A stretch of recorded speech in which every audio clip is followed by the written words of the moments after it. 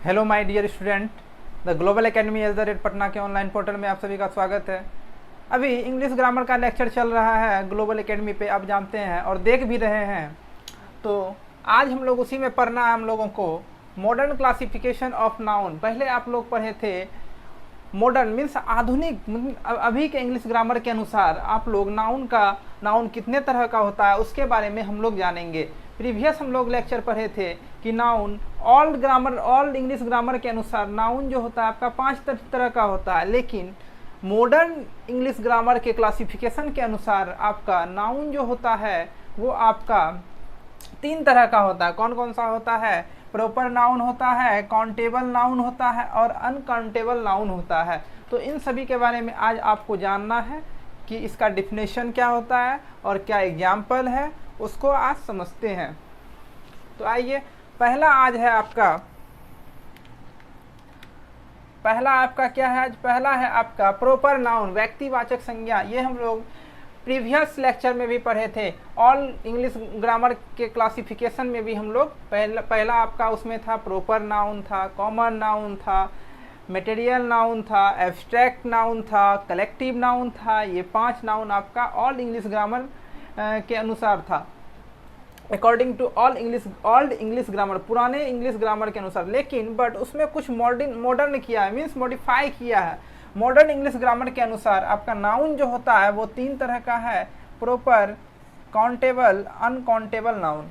तो proper noun में आप लोगों को पढ़ना है प्रॉपर नाउन, जिसको हम लोग व्यक्तिवाचक संज्ञा हिंदी में कहते हैं। तो इसका डेफिनेशन क्या होता है ये देखिए, बोल रहा है a proper noun is the name, क्या बोला? A proper noun is the name of a particular person, place और thing is called proper noun. क्या बोलिएगा?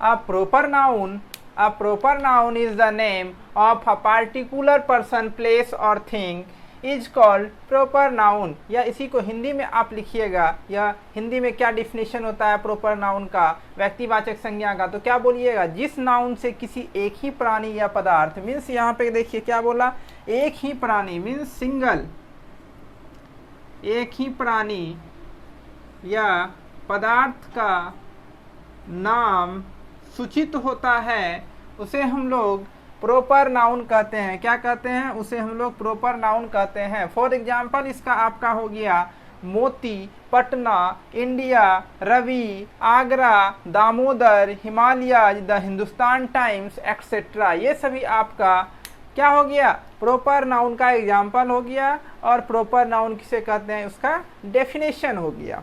नेक्स्ट आपका है काउंटेबल नाउन। काउंटेबल नाउन देखिए नाम से ही अपना डिफाइंड है, काउंटेबल, जिसको हम लोग काउंट कर सकते हैं, जिसको हम लोग गिन सकते हैं आसानी से, तो उसको हम लोग काउंटेबल नाउन कहेंगे। हिंदी में उसको गणनीय संज्ञा कहते हैं।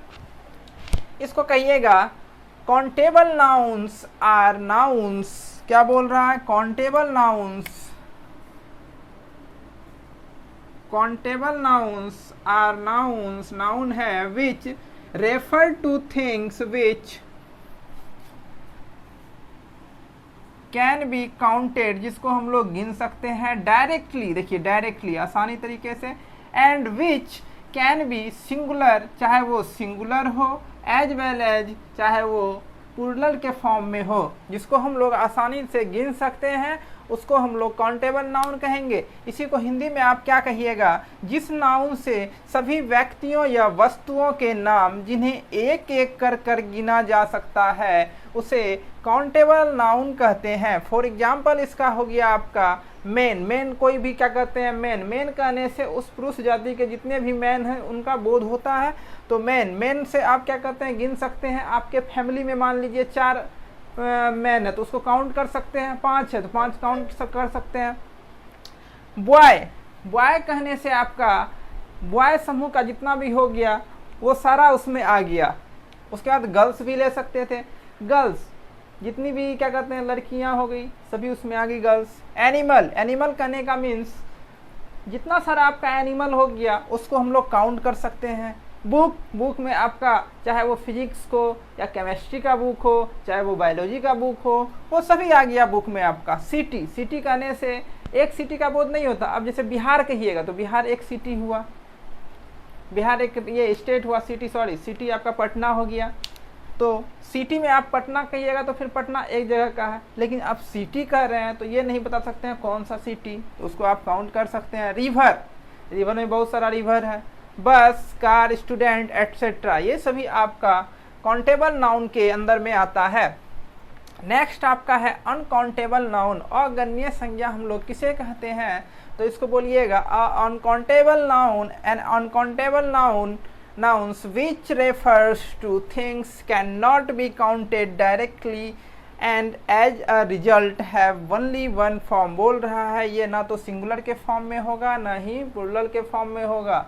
ये आपको क्या बोल रहा है, पहले देखिए स्टार्टिंग से। अनकाउंटेबल नाउन क्या बोला, uncountable noun which refer to things can not, means इसको नहीं काउंट कर सकते हैं। कैन नॉट बी काउंटेड, इसको हम लोग काउंट नहीं कर सकते हैं डायरेक्टली, लेकिन इसको हम लोग कैन बी काउंट डायरेक्टली। दोनों में डिफरेंस है।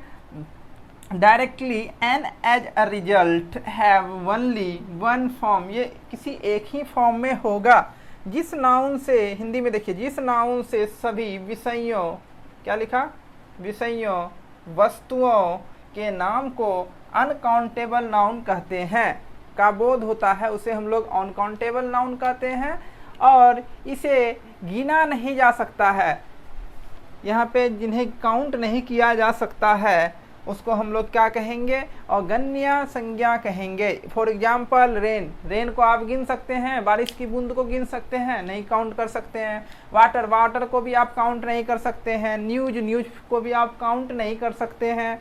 एजुकेशन को भी आप काउंट नहीं कर सकते हैं। एजुकेशन को क्यों नहीं कर सकते हैं, कोई ज़्यादा पढ़ा लिखा होता है, बोला जाता है कि ये ज़्यादा पढ़ा लिखा, लेकिन ये तो नहीं बोला जाता है कि ये 20% पढ़ा है, 30% पढ़ा है, ऐसा तो नहीं बोला जाता।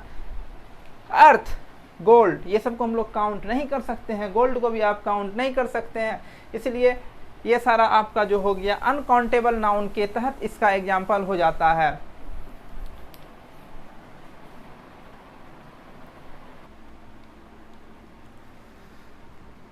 नेक्स्ट देखिए आप, नेक्स्ट आपका है कुछ नोट्स है इम्पोर्टेंट, ये आप लोगों को नोट,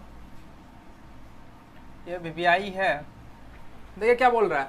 फर्स्ट में आपका है काउंटेबल नाउन के पहले ए या एन का प्रयोग होता है। ठीक है, कहाँ पे होता है, काउंटेबल नाउन के पहले। काउंटेबल नाउन के पहले, जिसको हम लोग काउंट कर सकते हैं, उसके पहले ए या एन का प्रयोग होता है। और इनके प्लूरल फॉर्म्स, बहुवचन बोल रहा है, जो क्या कहते हैं ज़्यादा हो, जैसे कैट का कैट्स तो बहुवचन हो गया। बहुवचन भी बनते हैं।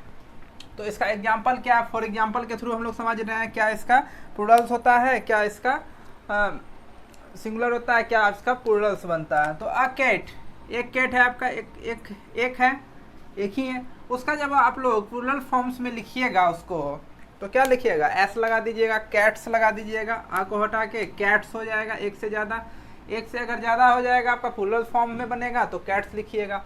उसी तरह आप लोग जानते हैं ए ई आई ओ यू वावेल होता है, तो उसके पहले हम लोग जो वावेल होता है उनके पहले हम लोग क्या लगाते हैं, ए एन लगाते हैं।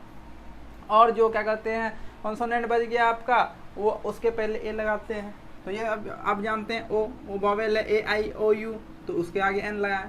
एन ऑक्स, तो उसका हम लोग क्या लिखेंगे, ऑक्सेन लिखेंगे। ठीक है, प्लूरल फॉर्म में।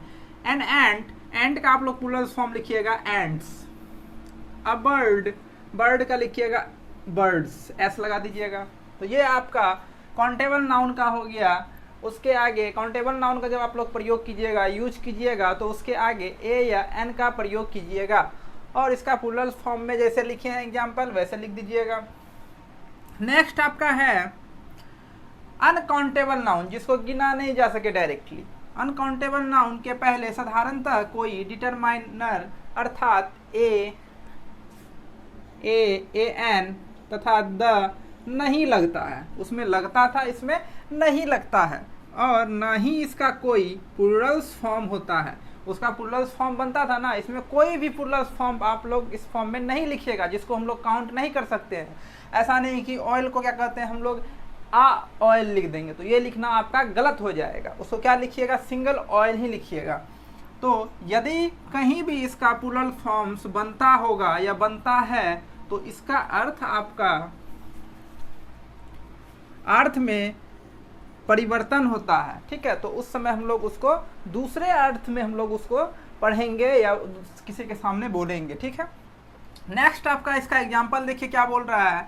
अगर अनकाउंटेबल नाउन है, इसको नहीं गिन सकते हैं ऑयल को, तो इसमें ए ऑयल लिखना आपका गलत हो जाएगा। उसी तरह अब वाटर लिखा हुआ है कहीं पे, तो ये गलत लिखा हुआ है, वहाँ क्या लिखिएगा, आप वाटर लिखिएगा। तो ऐसे ही बहुत सारा एग्जाम्पल करवाया गया इसी लेक्चर में, तो आप देख सकते हैं अनकाउंटेबल का। तो वहाँ पे आप लोग ना ही ए का प्रयोग कीजिएगा, ना ही एन का प्रयोग कीजिएगा और ना ही दा का प्रयोग कीजिएगा। नेक्स्ट आपका है थर्ड पॉइंट, बोल रहा है हिंदी लैंग्वेज में रोटी एक काउंटेबल नाउन है। हिंदी लैंग्वेज में देखिए यहाँ ध्यान से, हिंदी लैंग्वेज में रोटी जो है आपका ब्रेड, मतलब जो हम लोग खाते हैं वो आपका काउंटेबल नाउन है। बट इंग्लिश लैंग्वेज के अनुसार, अंग्रेजी भाषा के अनुसार ब्रेड जो है आपका अनकाउंटेबल नाउन हो जाता है। इसलिए एक रोटी का अंग्रेजी में अगर ट्रांसलेट हम लोग करेंगे तो क्या लिखिएगा, अ ब्रेड हो जाएगा, अ ब्रेड हो जाएगा। लेकिन इसको अ ब्रेड ना लिखकर हम लोग क्या लिखेंगे, अ पीस ऑफ ब्रेड लिखेंगे, या लिखा जाता है। तो आप लोग क्या बोलिएगा, थर्ड पॉइंट देखिए क्या, फिर से एक बार समझा देते हैं। हिंदी लैंग्वेज में, हिंदी भाषा में आपका रोटी एक क्या हो जाता है, काउंटेबल नाउन हो जाता है, गिन सकते हैं उसको। लेकिन इंग्लिश लैंग्वेज में हम लोग ब्रेड जो है आपका, रोटी जो है, रोटी का इंग्लिश ब्रेड हो जाता है। ब्रेड को अनकाउंटेबल नाउन में हम लोग काउंट करते हैं। इसलिए आ रोटी का अंग्रेजी अनुवाद अगर करेंगे एक रोटी का, तो हम लोग लिखेंगे एक ब्रेड। एक ब्रेड लिखना गलत है, उसको ए आ ब्रेड नहीं लिख के उसको क्या लिखिएगा, a piece of bread. Two रहेगा तो टू रोटी, दो रोटी रहेगा तो क्या लिखिएगा, टू पीसेस ऑफ ब्रेड। तो एग्जांपल दे दिए हैं 5 पीसेस ऑफ ब्रेड, ऐसे लिख सकते हैं और ज़्यादा रहा तो। ये आपका हो गया note. Example proper noun, countable noun, uncountable noun का आपका एग्जाम्पल यहाँ पे समझाए हैं, देख लीजिए। Mister Sinha is a man of great wisdom, ठीक है। बोल रहा है मिस्टर सिन्हा जो है आपका एक ग्रेट विजडम आदमी है, ठीक है। तो मिस्टर सिन्हा जो इसमें हो गया, इस सेंटेंस में आपका मिस्टर सिन्हा जो हुआ वो आपका प्रॉपर नाउन हो गया। क्या हो गया, वो आपका प्रॉपर नाउन हो गया। मैन जो हो गया वो आपका काउंटेबल नाउन हो गया। विजडम जो हो गया आपका अनकाउंटेबल नाउन हो गया। तो आज के लिए हम लोग इतना ही रखते हैं। सेशन अगर अच्छा लगा हो तो दोस्तों में शेयर कीजिए, लाइक कीजिए और सब्सक्राइब कीजिए।